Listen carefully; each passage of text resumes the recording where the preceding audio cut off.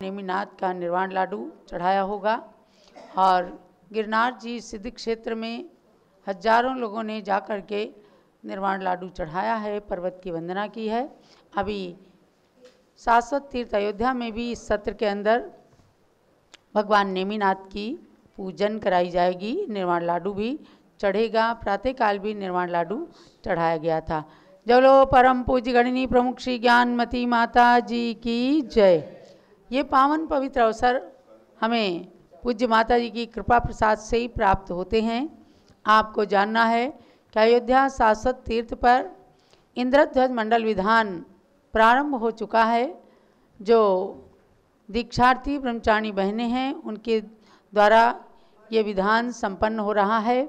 उस विधान में भाग लेने के लिए अन्य भक्तगण भी पधारे हुए हैं। मुख्य रूप से महाराष्ट्र के पहाड़े परिवार के द्वारा इस विधान का शुभारंभ किया गया है।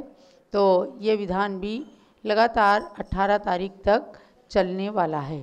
तो अब हम चलते हैं पहले प्रवचन निर्देशिका का संक्षिप्त स्वाध्याय, पुनः भगवान नेमिनाथ की पूजन। सर्वज्ञो वीतरागोर्हन् श्रेयो मार्गस्य शासकः नमस्करोमि तं भक्त्या सपुष्यात् मे समीहितम्। अरहंत भगवान सर्वज्ञ वीतरागी और मोक्ष मार्ग के उपदेष्टा हैं।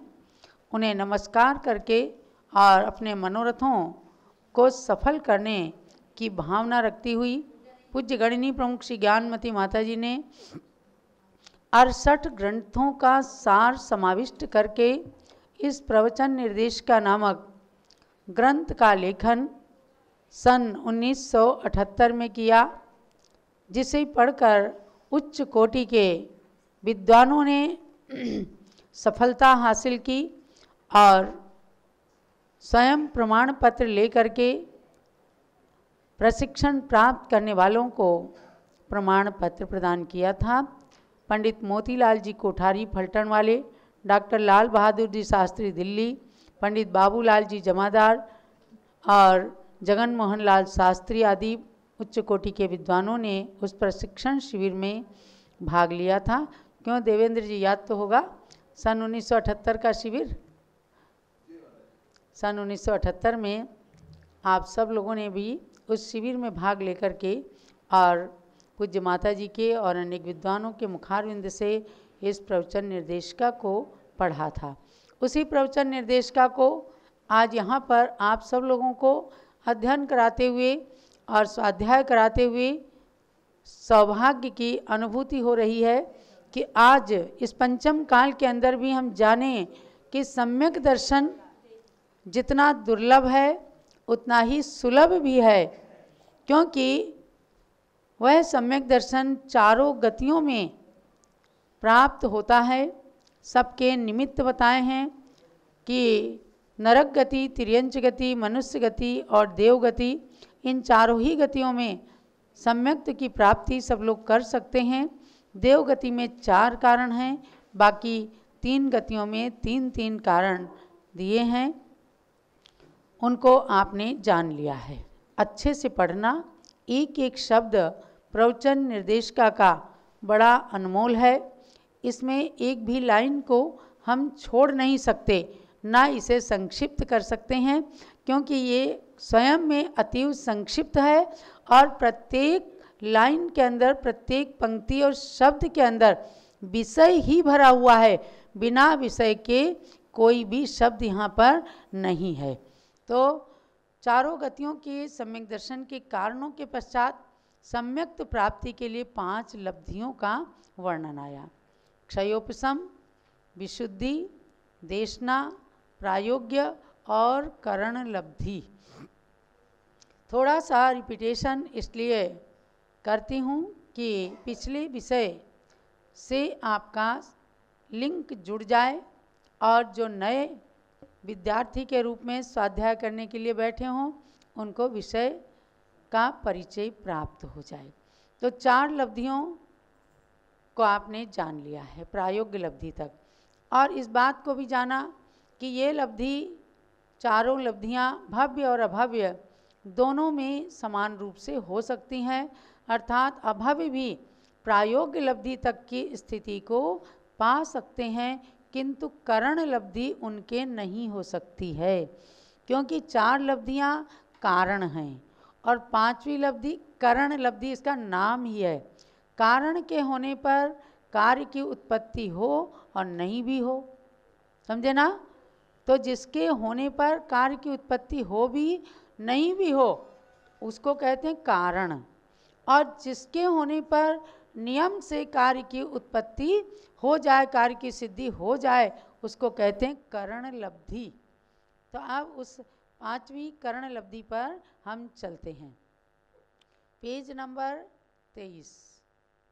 प्रायः आप में से अधिकांश लोगों ने प्रवचन निर्देश का पुस्तक जम्बूद्वीप हस्तिनापुर से मंगवा ली है, और जिन्होंने नहीं मंगाई हो तो शीघ्रता से संपर्क करके मंगा लीजिए। कोई शुल्क नहीं, पुस्तक का या पोस्टेज का किसी प्रकार का कोई शुल्क नहीं है।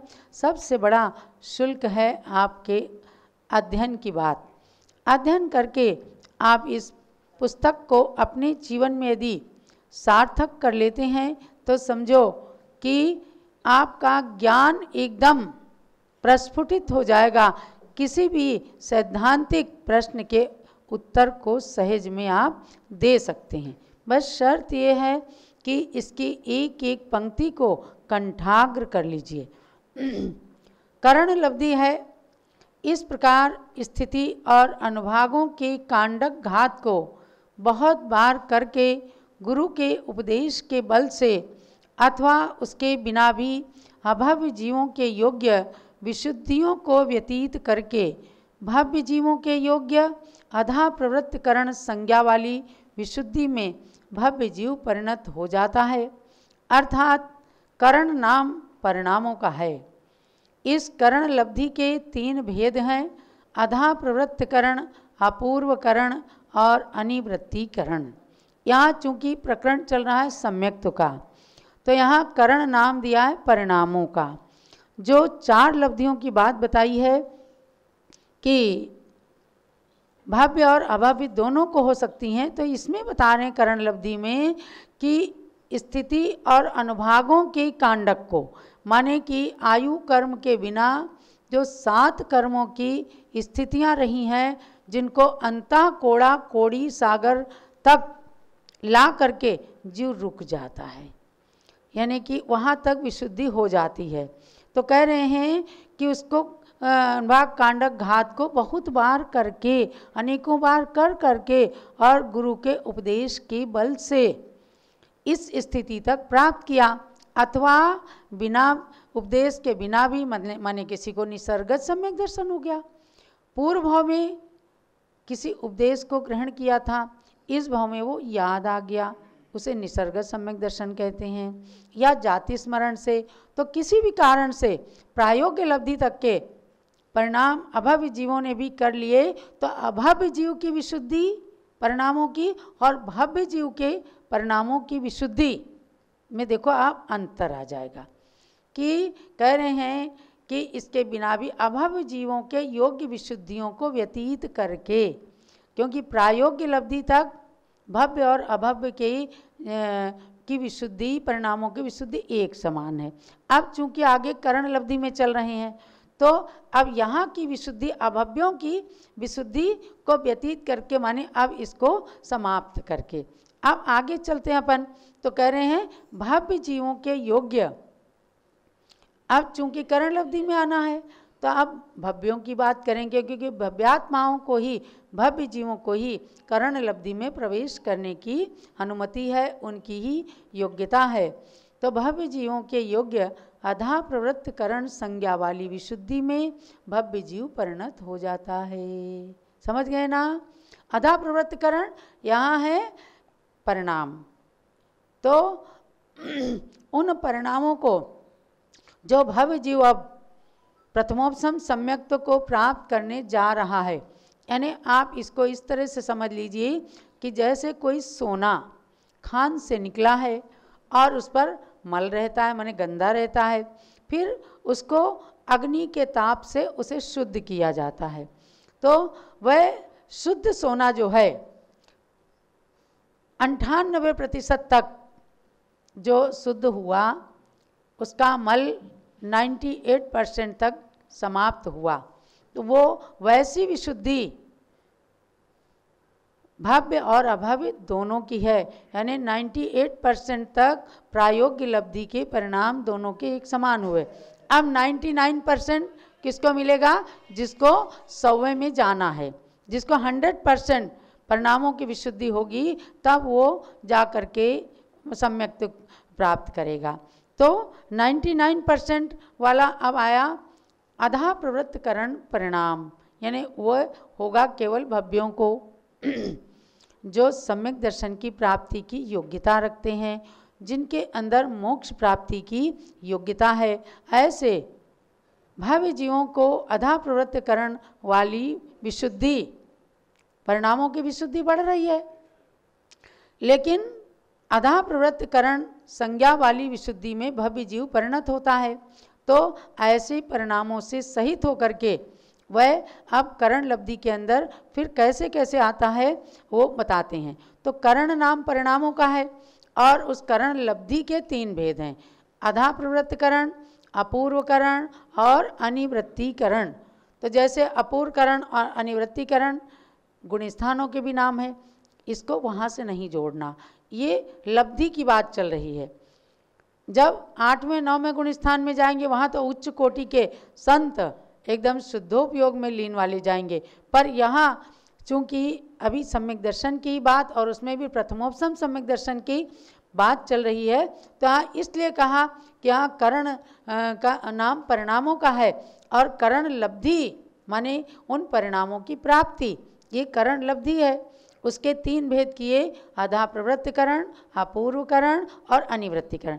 आपसे पूछा जाएगा अपूर्वकरण गुणस्थान का लक्षण, आप अलग बताएंगे, और करण लब्धि के भेद पूछे जाएंगे, तब आपको बताना है अधा प्रवृत्तिकरण, अपूर्वकरण और अनिवृत्तिकरण। अब ये हो गए 3 भेद, करण लब्धि की ओर चल रहे हैं। यानी सम्यक दर्शन प्राप्त कराने के लिए जो करण लब्धि प्रबल निमित्त बन गई, करण ही नाम है कि जिसके होने पर अब नियम से सम्यक दर्शन उत्पन्न होना ही होना है। इसको आप ध्यान से सुनिएगा। अधा प्रवृत्तिकरण, जिस भाव में वर्तमान जीवों के उपरितन समयवर्ती परिणाम अधस्तन समयवर्ती जीवों की साथ संख्या और विशुद्धि की अपेक्षा सदृश होते हैं, उन भावों के समुदाय को अधाकरण कहते हैं। इस अधाकरण का काल अंतर्मुहूर्त है और परिणाम असंख्यात लोक प्रमाण हैं। अब सम्यक दर्शन के अंदर यानी दरवाजे में प्रवेश कर गए, तो कह रहे हैं वर्तमान जीवों के, जिन लोगों के ये अधा प्रवृत्तकरण यानी करण लब्धि में पहली लब्धि के परिणाम हुए, तो कह रहे हैं कि ऊपर वाले और अधस्तन समयवर्ती जीवों के एक समय में जो भी जीव होंगे तो उनके उस समय एक समान परिणाम होंगे, चाहे वो ऊपर के परिणाम हैं चाहे नीचे के परिणाम हैं। हम सब एक साथ बैठे हैं और एक समय में अगर हमने अधा प्रवृत्तिकरण में प्रवेश किया है तो किसी के परिणाम उपरितन हो सकते हैं, मतलब थोड़ा ज़्यादा अच्छे हो सकते हैं, किसी के अधस्तन, लेकिन उन परिणामों को की उन समयवर्ती जीवों की संख्या और विशुद्धि की अपेक्षा उनके परिणाम एक समान होते हैं। तो उन भावों के समुदाय को कहते हैं अधाकरण, क्योंकि इस अधाकरण का काल अंतर्मुहूर्त है। अंतर्मुहूर्त माने अंतर्मुहूर्त के भी असंख्यात भेद होते हैं। एक समय से लेकर 48 मिनट का काल अंतर्मुहूर्त होता है। तो जघन्य तो हो गया एक समय और उत्कृष्ट हो गया 48 मिनट। एक समय हम सोचेंगे 1 सेकंड, और 1 सेकंड में तो जैन सिद्धांत के अनुसार असंख्यात समय हो गए। 100 पान के पत्तों को हमने सुई की नोक से एक बार में छेद दिया, हम कहेंगे हमने एक बार में 100 पान के पत्ते एक नोक से छेद दिया, लेकिन उसमें असंख्यात समय है। एक से दूसरे पत्ते में जब तक सुई की नोक गई उसमें भी अगला समय, ऐसे करके समय की संख्या बड़ी सूक्ष्म है। इसलिए कहा कि अधा प्रवृत्ति, तीनों ही करणों को आगे बताएंगे कि तीनों करणों को करने में केवल अंतर्मुहूर्त का समय लगता है। तो अधा प्रवृत्त करण काल का भी काल अंतर्मुहूर्त है और परिणाम असंख्यात लोक प्रमाण है। ये जैन सिद्धांत की परिभाषा जो है, कर्मों का सिद्धांत है और कर्मों की लीला है, कर्मों की विचित्रता है। चाहे तो मोह मिथ्यात्व में पढ़ करके और सम्यक दर्शन ना प्राप्त करने के कारण अनंत काल तक दुर्गति में व्यतीत कर दें, चाहे तो परिणामों की विशुद्धि करके और इन करणों को, इन परिणामों को अपने परिणामों के माध्यम से शुद्ध करके और अपनी विशुद्धि को बढ़ाते हुए सम्यक दर्शन की दृढ़ता कर लें। तो ये अनादि मिथ्या दृष्टि को जो पहली बार जीवन में सम्यक दर्शन होता है, उसका नाम है प्रथमोपसम सम्यक दर्शन। अब कितना बड़ा भाग्य है कि जिसने अनादिकाल से कभी सम्यक दर्शन को प्राप्त नहीं किया, वह पुण्य योग से सम्यक दर्शन प्राप्त करने जा रहा है। 4 लब्धियों में अपने कर्मों की स्थिति को अंता कोड़ा कोड़ी सागर प्रमाण तक ला करके अब वो करण में, करण लब्धि में प्रवेश कर रहा है। उसमें प्रथम भेद हमने अधाकरण बताया, तो महान पुण्य से अब अधाकरण में प्रवेश हो गया है। जिन जीवों का प्रवेश हुआ है उनकी अनुमोदना करें और अपने लिए अनुमोदना करें कि हमें जल्दी से जल्दी ऐसे परिणाम प्राप्त हों। और जो जीव अब हम तो क्या समझते हैं, हम तो सम्यक दृष्टि हैं, हम तो क्षयोपशम सम्यक दृष्टि हैं, क्योंकि सच्चे देवसास गुरु पर श्रद्धान है। लेकिन जिन जीवों को कभी भी सम्यक दर्शन प्राप्त नहीं हुआ, ऐसे अनादि मिथ्या दृष्टि जीवों को ऐसे परिणामों को लाने के बाद, यानी हमको भी जो सम्यक दर्शन हुआ है और जो पहली बार हुआ होगा, तो इसी तरह के परिणामों को करके हमने अपनी विशुद्धि को बढ़ाकर सम्यक दर्शन को प्राप्त किया है। आज के स्वाध्याय को हम यहीं संपन्न करते हैं। इस सार को यही समझ करके हम अपने सम्यक दर्शन को दृढ़ रखें। अब हम चलेंगे भगवान नेमिनाथ की पूजन के लिए और विशेष रूप से गिरनार पर्वत पहुंच जाएं, जहां भगवान ने मोक्ष धाम को प्राप्त किया है। निर्वाण लाडू भी तैयार रखा हुआ है और पूजन करके निर्वाण लाडू भी चढ़ाएंगे। चलो नेमिनाथ भगवान की जय। नमन श्री नेमि जिनवर को, जिन्होंने स्वात्म निधि पाई, जिन्होंने स्वात्म निधि पाई। तजी राजी मति कांता, तपोलक्ष्मी हृदय भाई, तपोलक्ष्मी हृदय भाई। करो आह्वान हे भगवन, पधारो मुझ मनोबुझ में। करूँ मैं अर्चना रुझ से, अहो उत्तम घड़ी आई। ओम ह्रीं श्री नेमिनाथ जिनेन्द्र अत्र अवतर समुच्रावाननम, अत्र तिष्ठति ठाठा स्थापनम, अत्र मम सन्निधो भवो सन्निधिकरण स्थापनम। हे नेमिनाथ तुम भक्ति से निज शक्ति बढ़ाने आए हैं। भगवान भगवान तुम्हारे चरणों की हम पूजा करने आए हैं, आए हैं। भव भव में नीर पिया, नहीं प्यास बुझा पाए। तुम पद धारा देने, पद माकर जल लाए। निज का अगमल धोने के लिए जलधारा करने आए हैं। भगवान भगवान तुम्हारे चरणों की हम पूजा करने आए हैं, आए हैं। ओम ह्रीं श्री नेमिनाथ जिनेन्द्राय जन्म जन्म विनाशनाय जलम निरुपामिति स्वाहा।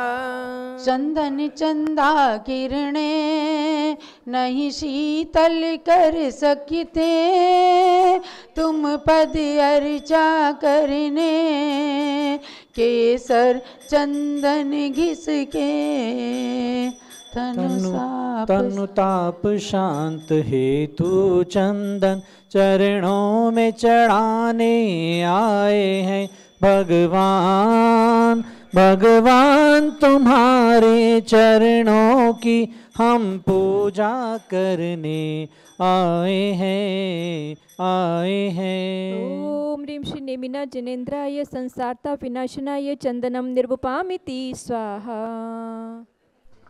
निज सुख के खंड हुए नहीं अक्षय पद पाए, सित अक्षत ले करके तुम पास प्रभु आए। अविनश्वर सुख पाने के लिए सित पुंज चढ़ाने आए हैं भगवान। भगवान तुम्हारे चरणों की हम पूजा करने आए हैं, आए हैं। ओम ह्रीं श्री नेमिना जनेन्द्राय अक्षयपद प्राप्तये अक्षतम निर्वपामिति स्वाहा। हे नाथ काम रिपुने त्रिभुवन को वश किया, इससे बचने हेतु बहुसुरभित पुष्प लिया। निज आत्मगुणों की सुरभि हेतु ये पुष्प चढ़ाने आए हैं भगवान। भगवान तुम्हारे चरणों की हम पूजा करने आए हैं, आए हैं। ओम ह्रीं श्री नेमिना जनेन्द्राय कामबाण विनाशनाय पुष्पम निर्वपामिति स्वाहा। बहुविध पकवान चखे नहीं भूख मिटा पाए, इस हेतु चरु लेकर तुम निकट प्रभो आए। निज आत्मा की तृप्ति के लिए नैवेद्य चढ़ाने आए हैं भगवान। भगवान तुम्हारे चरणों की हम पूजा करने आए हैं, आए हैं। ओम ह्रीं श्री नेमिना जनेन्द्राय क्षुधारोग विनाशनाय नैवेद्यम निर्वपामिति स्वाहा। निज मन में अंधेरा है अज्ञान तिमिर छाया, इस हेतु दीपक ले प्रभु पास अभी आया। निज ज्ञान ज्योति पाने के लिए हम आरती करने आए हैं भगवान। भगवान तुम्हारे चरणों की हम पूजा करने आए हैं, आए हैं। ओम ह्रीं श्री नेमिना जनेन्द्राय मोहांधकार विनाशनाय दीपम निर्वपामिति स्वाहा। कर्मों ने दुख दिया तुम कर्म रहित स्वामी, अतएव धूप लेके हम आए जगनामी। सब अशुभ कर्म के भस्म हेतु हम धूप जलाने आए। ये विधान ये अनुष्ठान उनके दीक्षित जीवन में बदल गई हो, निर्विघ्न निराभार इच्छा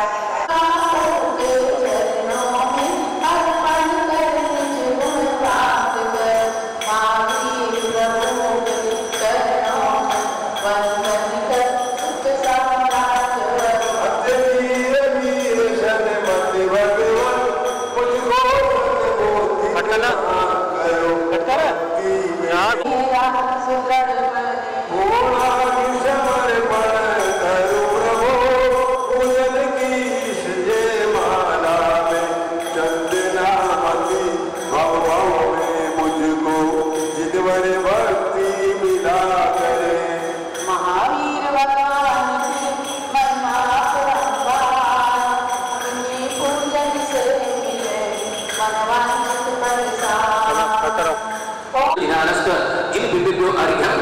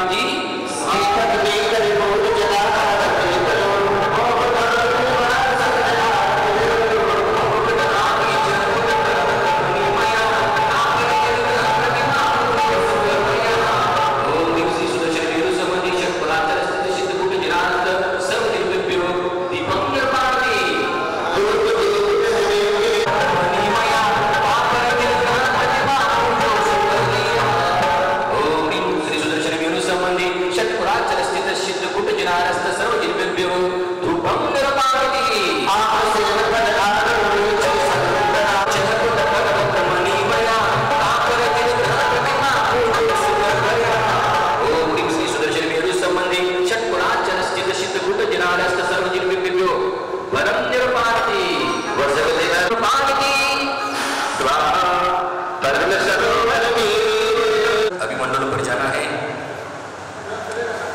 दक्षिण उत्तर कोलगिरिस्थाने दक्षिण उत्तर कोलगिरिस्थाने मंडलस्योपरि पुष्पांजलि क्षिपेत। अभी अधिक चल श्री सुदर्शन मेरु संबंधी महाहिमवान पर्वत स्थित सिद्धकूट जिनारस जिनविभो अर्घ्यम्योपामिति